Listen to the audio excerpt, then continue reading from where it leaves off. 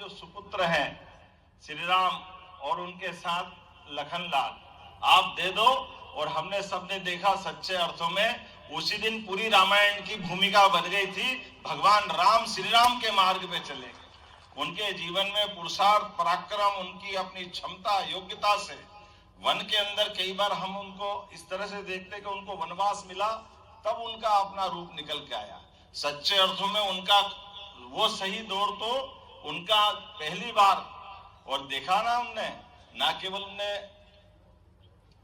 राक्षसों का अंत कर दिया, बल्कि उस शिक्षक ने उस काल में भी और बड़ा एक अपना निर्णय लिया। और वो निर्णय आज की राजनीतिक दृष्टि से बड़ा चुनौती वाला भी था।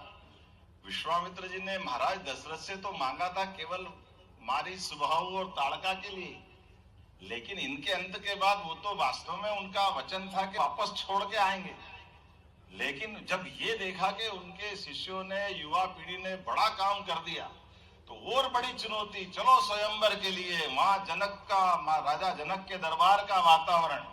और हम सब देखते हैं वो आनंद के साथ कि माता का वरण हुआ, बड़े बड़े महारथियों के बीच में भगवान राम और लक्ष्मण ने पहचान बनाई, वो अलग बात है। लेकिन एक पंगा भी तो हो गया परशुराम जी के माध्यम से, वो भी हमको याद रखना चाहिए। लेकिन महाराज श्री राम ने उसका भी रास्ता निकाला।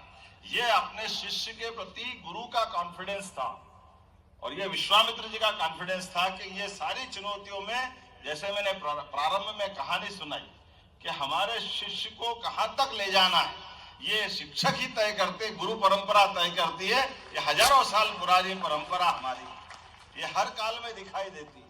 भगवान श्री कृष्ण के काल में सांदीपनि जी के माध्यम से दुनिया के अंदर कहां तो कंस को मारने के इतने बड़े पराक्रम के बाद भगवान, और हमारा सौभाग्य एक थोड़ा सा लाभ भी मिल गया मध्य प्रदेश का, इसलिए कि भले ही कंस को मारा वो उत्तर प्रदेश होगा, लेकिन भगवान कृष्ण को श्री कृष्ण बनाने वाली धरती मध्य प्रदेश की है सांदीपनि जी के माध्यम से।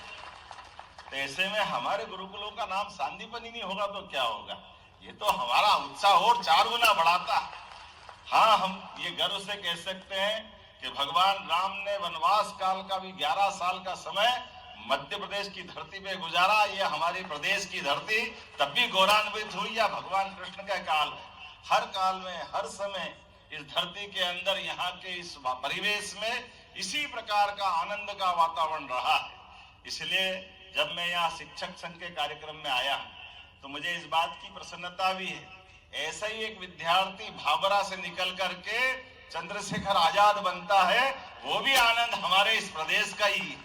ऐसे कई सारे विक्रमादित्य से लगाकर राजा भोज तक हर काल, हर युग में हमारे यहाँ के युवाओं ने शिक्षकों के आशीर्वाद से अपनी अपनी भूमिका अदा की। ऐसे में मैं बहुत लंबी बात तो नहीं करूंगा, सच में वो सारी बातें आ गई। और मुझे लगता है विनम्रता के साथ आपने अभिनंदन पत्र में थोड़ा ज्यादा ही जोड़ दिया, मैं थोड़ा कम ही कराना चाहता, क्योंकि ये तो आपका अधिकार है। सरकार के माध्यम से, सरकार की व्यवस्थाओं में, सरकार का मतलब सहकार भी है, और सहकार परस्पर होता है। हमारे वोटों से चुनी हुई सरकार अगर सब वर्गों का ध्यान नहीं रखे तो सरकार में रहना ही बेकार है, फिर काहे के लिए सरकार में बने।